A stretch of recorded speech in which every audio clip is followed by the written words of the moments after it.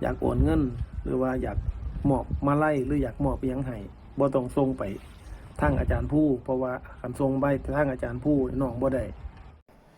ถ้าจะโอนเงินให้ทิดาลาวไส้อย่าโอนให้พอผู้เด็ดขาด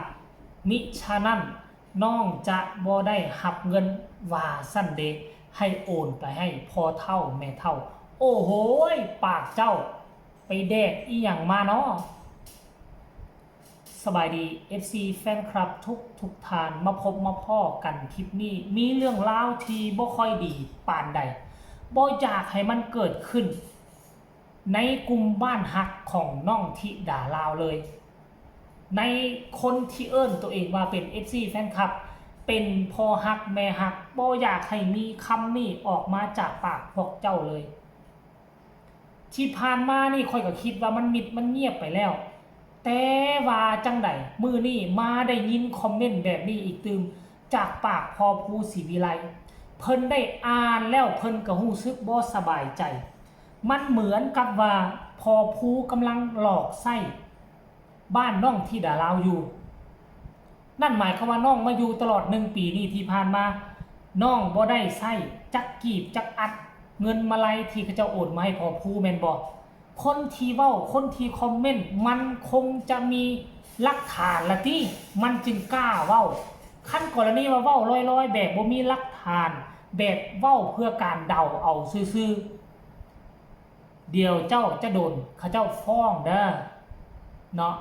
เดี๋ยวเจ้าจะถูกฟ้องเอาได้เตือนด้วยความเป็นห่วงตั้งแต่ค่อยติดตามตั้งแต่เพลงแรกหอบฝันข้ามโค้งค่อยบ่เคยเห็นพอผู้เอาเงินลูกสาวที่ดาลาวแม้แต่จะกีบจักบาท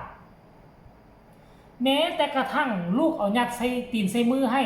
เอาไปเป็นค่าน้ำมูกน้ำมันค่าพาลูกมาขึ้นเวทีพ่อแม่ก็บ่อยากเอาซ้ำแต่เก็บเอาแต่สิเก็บเอาไว้ให้ลูกคือเก่าขนาดลูกว่าให้น่ะแล้วภาษาอีหยังโอนเงินมาลงมาลัยปกติโอนปุ๊บพอก็เอาให้โอนปุ๊บพอก็แจ้งยอดเวลาที่ไล่สดแต่ละครั้งแล้วเจ้าเป็นไผมาจากใสเจ้าได้เบิ่งตั้งแต่ต้นตอนน้องธิดาลาวมาหรือบ่น้องกลับบ้านแต่ละครั้งหอบมหาศาลเด้ไปมอบให้พ่อเฒ่าแม่เฒ่ามอบให้พ่อให้แม่ใส่จ่ายขั้นกรณีว่าพอผู้เอาเงินมาไล่ให้ที่ FC แฟนคลับโอนให้แล้วน้องจะเอาเงินมาจากใส่ที่ไปมอบให้ตากับยายอยู่บ้านไส้ตอบคำถามนี้มึงดูคันท่าว่าเห็นนะคนที่ปลุกปั้นคนที่เอามาดูแลฟังคอมเมนต์นี่มันรู้สึกเจ็บจี๊ดในดวงใจซ้ำกับมาฮักหน้าพอภูศรีวิไลในฐานะที่ค่อยเป็นคนลาวอยู่เนาะแต่ค่อยก็บ่ได้ปกป้องได้สิ่งที่มันบ่ถูกค่อยก็ต้องเว้าพอผู้บ่เคยหักหลังสร้างเบียงบ่เคยเสืองเอาเงินมาไล่ที่ FC แฟนคลับโอนมาให้ลูกสาวแม้แต่กีบเดียวอันนี้คือเรื่องจริงนะตัวน้องที่ดาเล่าฮู้ดีถ้าเจ้าว่าเจ้าเป็น FC แฟนคลับการที่เจ้าออกมาเคลื่อนไหวแบบนี้คือซ้ำกับยุยงให้บ้านศรีวิไลแตกแยกกันแตกคอกันจักหน่อยนึงคันพ่อเฒ่าแม่เฒ่าพ่อแม่อยู่ทางฝั่งลาวคันกรณีว่าจิตใจบ่ทุนเทียมกับที่เสื้อพวกเจ้าโอ้พอผู้ศรีวิไลเฮ็ดแล้วนี่แท้หวะเป็นแล้วนี่พุ่นหวะคันว่าเป็นแล้วนี่แล้วมันสิเริ่มอยู่ร่วมกันยากล่ะได้บาดเนี่ยแต่ค่อยก็เชื่อว่าพ่อเฒ่าแม่เฒ่าพ่อแม่อยู่ทางบ้านข้าเจ้าบ่เชื่อเจ้าดอกข้าเจ้ามั่นอกมั่นใจในตัวพ่อผู้เพราะว่าพ่อผู้ได้รับการพิสูจน์แล้วว่าทุกครั้งที่น้องกลับมาต้องมีเงินก้อนใหญ่ได้มาจากมาลัย FC แฟนคลับไปมอบให้ตากับยายเพราะฉะนั้นคนกลุ่มบ้านศรีวิไล FC ของน้องธิดาลาวบ่มีคนใดที่ข้าเจ้าจะเชื่อคนแบบเจ้าดอกคนที่หวังมาบ่อนทำลายบ่แม่นหวังจะมาช่วยกันสร้างศาสตร์เพื่อผลักดันให้น้องพัฒนายิ่งขึ้นมันบ่แม่นเลยท่านผู้ชมรายละเอียดให้ทุกคนไปชมจากปากไปฟังจากปากพอผู้ศรีวิไล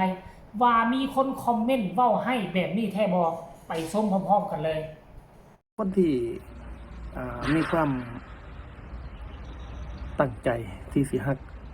ที่สิแพงที่สิมีความเมตตาปราณีต่อบ้านศรีวิไลเฮา โดยเฉพาะน้องธิดาลาวนะครับก็ต้องขอบคุณอย่างสูงสุดนะส่วนคนที่เพิ่นยังมีอคติอยู่นะครับยังคงมีข้อความยังคงมีการคอมเมนต์ในเชิงลบมันก็อาจจะยังบ่ทันได้แก็บใจ หรืออาจจะบ่ทันได้ฮักแต่ว่าก็อยากเข้ามาเสนอแนะอยากเข้ามาเสนอความคิดเห็นอย่างต่างๆเนาะกับน้องบางคอมเมนต์บอกว่าถ้าอยากสนับสนุนอยากส่งเสริมน้องธิดาลาวอยากโอนเงินหรือว่าอยากมอบมาลัยหรืออยากมอบอิหยังให้บ่ต้องส่งไปทางอาจารย์ผู้เพราะว่าคันส่งไปทางอาจารย์ผู้น้องบ่ได้ให้ส่งไปทางพ่อเฒ่าแม่เฒ่าของน้องธิดาลาวเด้อน้องจังสิได้ใช้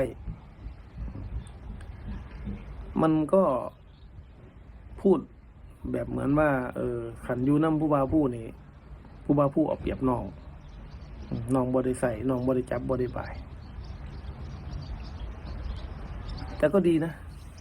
ก็ดีก็โอนไปทางพ่อเฒ่าแม่เฒ่าก็ดีเพราะว่าพ่อเฒ่าแม่เฒ่าก็ตอนนี้ก็กำลังจะสร้างบ้านนะครับกำลังที่สร้างบ้านพี่น้องก็สามารถโอนให้พุ่นได้นะครับแต่ข้อกล่าวหานี้เนี่ยมันเหมือนกับว่า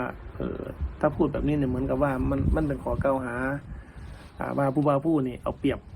ครับว่าผู้บ่าวผู้นี่เอาเปรียบเหมือนว่าเอาน้องมาใช้ฟรีเอาน้องมาใช้เอาคำมาร้องเพลงนี่มาหลอกล่อให้น้องมาอยู่นำแล้วเจ้าของก็เก็บผลผลิตเก็บผลรายได้อย่างต่างๆมาเข้ากระเป๋าเจ้าของเป็นจังได FC แฟนคลับพวกเจ้าได้ฟังกันแล้วหรือยังแมนยูบ่ค่อยเป็นคนลาวน่ะแล้วคอมเมนต์นั่นน่ะมันบ่สมควรที่จะมาคอมเมนต์เพราะว่าหยังเพราะน้องธิดาลาวกำลังอยู่กับพ่อผู้แม่เพิ่งกำลังไปด้วยดีชีวิตกำลังเริ่มต้นด้วยดีถ้าหากว่ามี FC แฟนคลับแบบนี้มาคอมเมนต์จังซี่ขั้นถ้ากรณีว่ามันเกิดละหองระแหงกันขึ้นมา